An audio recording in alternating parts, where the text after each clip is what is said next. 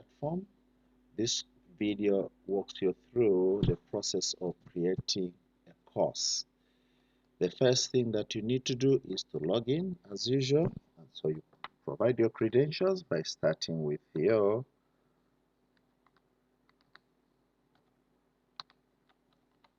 NRC followed by your password, which I'm sure you can obtain from IT, and then you click on login. Upon logging in, a dashboard is availed to you. I always encourage users of e-learning platform, particularly the lecturers who are trying to update the details, to have the source of information available to them like I do. And then you can now go to courses and then identify which course you are going to work on. And in this case, I've picked programming in Java. The first thing is, on this course, I better introduce the students to the syllabus. So I'll go to the turn edit on, means we are able now to update information. You can see these edit buttons appear. That's an indication to you that you can edit the information that you're working on. So our concern is with topic 1. So we go click on edit and you ask for edit the topic. So the first thing, when the topic comes, it will assure you that you are in programming for Java and you're using summary of topic 1. It being a summary, it means it will be the appropriate place for us to include the syllabus. So we go to customize and type there to say Java programming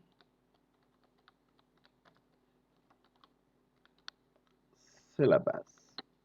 Okay, and then in here we are going to go to the file. We go click on course material, and in here course material, I've done a manual one already, which I give to my students, where it tells them about the module and tells them about the lecturer, tells them about the overview of the course. So I'll pick on the overview of the course.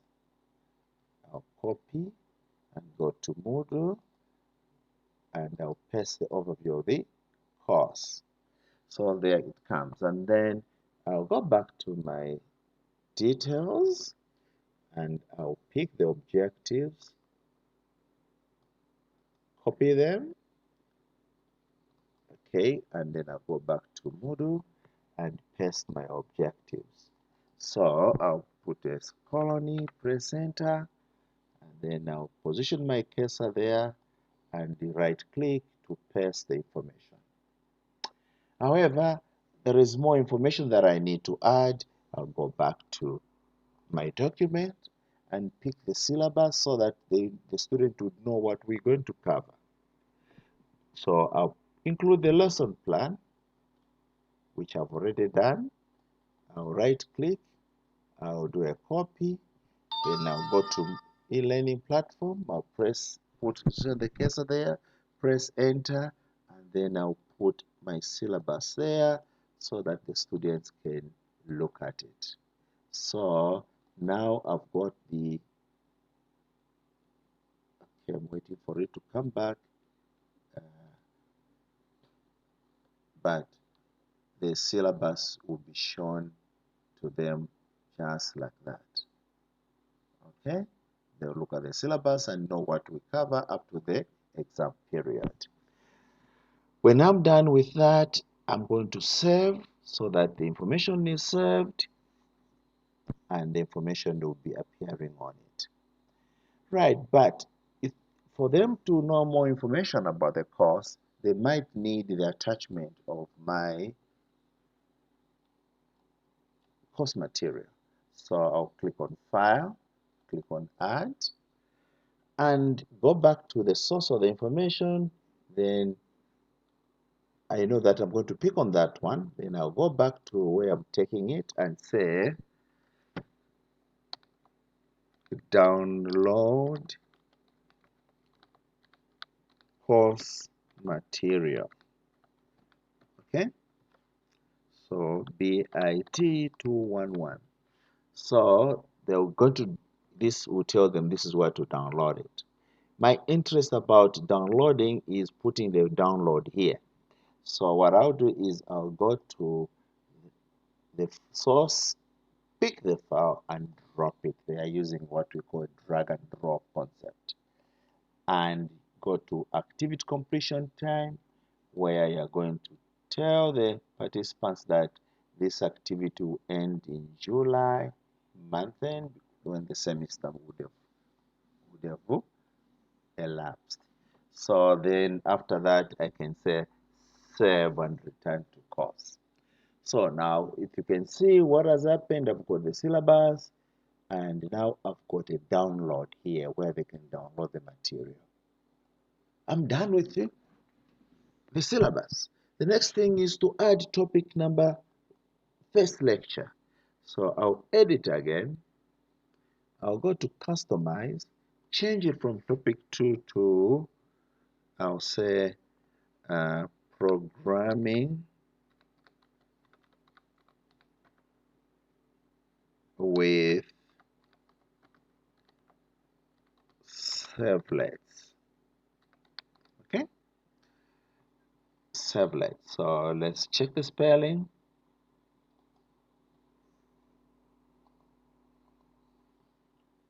Okay, we shall correct the spelling as a matter. Then, as usual, what do you do when you're doing this? You're only introducing the topic. So you go to there and look at the source of the file and double click on server pages. Okay, Java server pages. Oh, that should have been our topic. All right, this is a handout that I use for teaching Java server pages. So what you're going to do now that you have the objectives, make it smaller, drag the other end to here, and use the drag and drop concept so that you have space where to drop information. So what are we looking for here? Here we are looking for details about Java server pages, which is the objectives. So you click there and highlight so that you can take the objectives across, and you come here and you paste the information so that the students now knows that in this lesson they will learn the following things.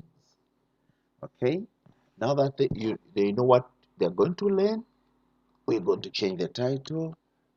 Java server pages. Java server pages. Okay, and we serve. Good. So we have the introduction part of it. What we need is the actual handout to be downloaded. So we go back to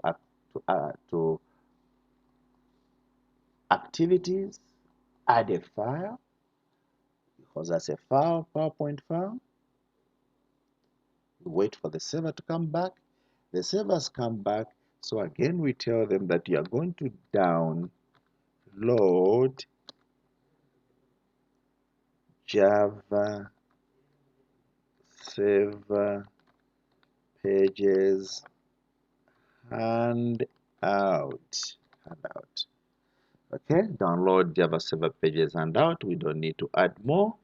So we come to here where we're going to drop the file.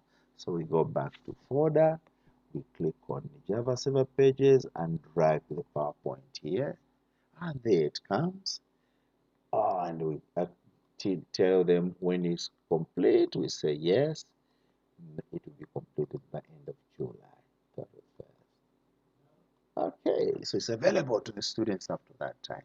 So now we have the introduction, and now we have also the programming part of it. That's how you create a class.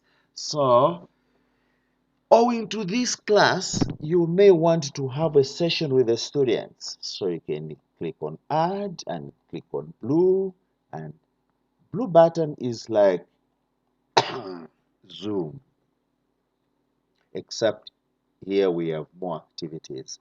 Here you can create to say that you want a room on blue button, and the activity must be recorded. So you give it a record a name, so say bit 211 underscore. It is going to be done maybe tomorrow, so we say 20, maybe 26 in month 5. We say what time? 10 hours.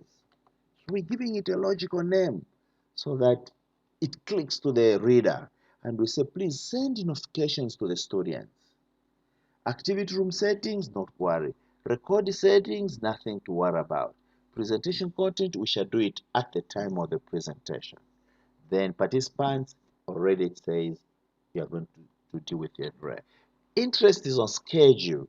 So you come and click on schedule and say, oh, we click on, also first you enable it, click on the calendar and say we're going to do it on 27th, which is a Wednesday.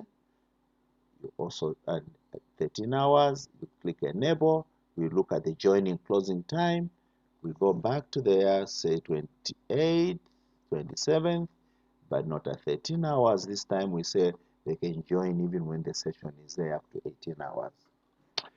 We proceed to say activity completion time. We go back to enable, we pick the calendar, and we go up to say be completed that day. In case we proceed, we don't finish on time, and you click save. The reason it takes a bit of some time is because this information is going back to the server. We called where we are as a client. We are a client to the server. So it has come back and it has scheduled a class. We have now scheduled a class. So what we need to do now is go and see whether it will work. We click on David and we say, let's switch the role from lecturer to student and see how the student will look at it.